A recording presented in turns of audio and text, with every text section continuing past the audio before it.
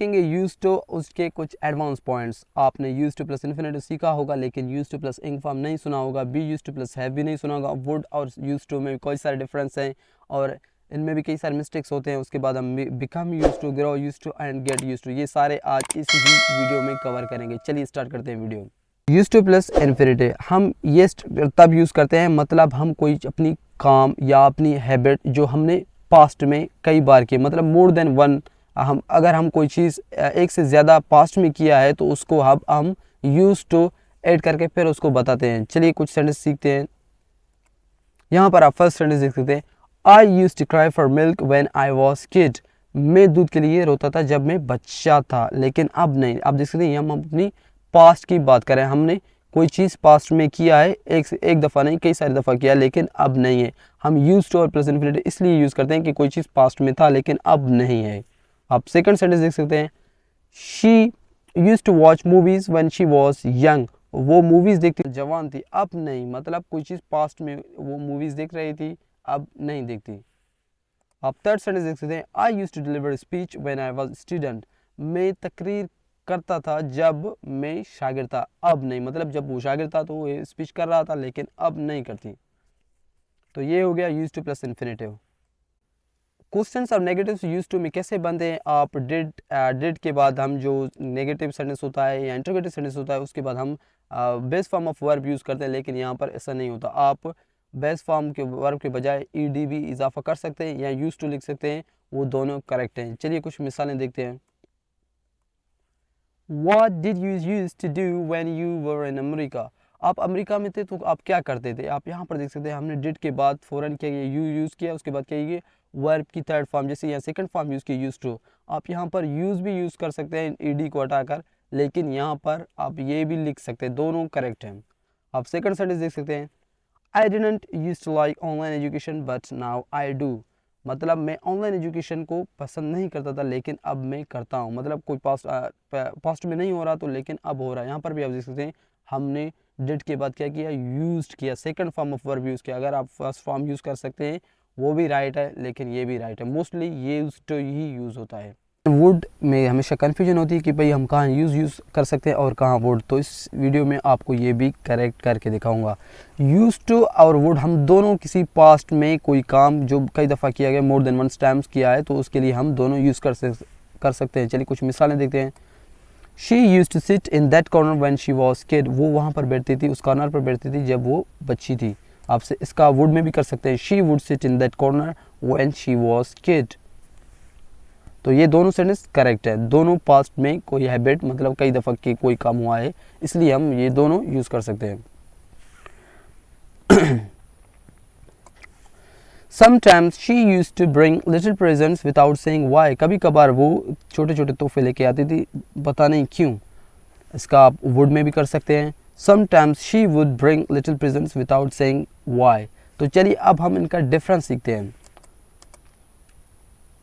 हम कोई रिपीटेड काम के लिए वुड यूज़ कर सकते थे इंस्टेड ऑफ यूज टू, लेकिन जब हम कोई स्टेटस की बात कर रहे हैं तो वहाँ पर हमारा यूज टू यूज़ होगा, वुड यूज़ नहीं होगा। और दूसरी बात, हम अपनी पर्सनल बिहेवियर या कोई इंपॉर्टेंट कोई ख़ास बिहेवियर के लिए भी वुड यूज़ नहीं करते, वहाँ पर भी हमें यूज टू ही यूज़ करना पड़ता है। For example, I used to have a Nokia mobile when I was child. यहाँ पर अब जैसे हमने स्टेटस की बात करें, जब मैं बच्चा था तो मेरे पास एक नोकिया का मोबाइल था। यहाँ पर अगर हम वुड लिखेंगे तो वो इनकरेक्ट होगा, क्योंकि ये एक स्टेटस बता रही है। स्टेटस के लिए हमें वुड का लिखना ज़रूरत नहीं पड़ती, अगर ये लिखेंगे तो ये इनकरेक्ट होता है।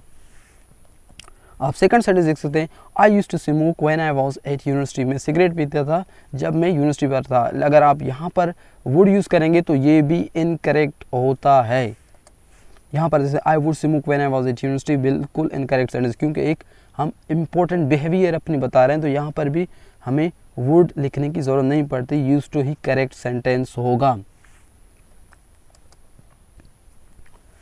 बी यूज टू जब हम बी यूज टू हम तब यूज़ करते हैं जब मतलब कोई ऐसा काम, बी यूज टू हम यूज़ कर सकते हैं कि हम कोई चीज़ से गुजरे हैं, अब वो चीज़ करना हमारे लिए मुश्किल नहीं है। अगर कोई काम या कोई चीज़ हम उससे अच्छी तरह जानते हैं, हम अच्छी तरह कोई चीज़ से वाकिफ़ हों, तो वहाँ पर भी हम बी यूज टू यूज़ करते हैं। For example, it was difficult to sit here but now I am used to the noise.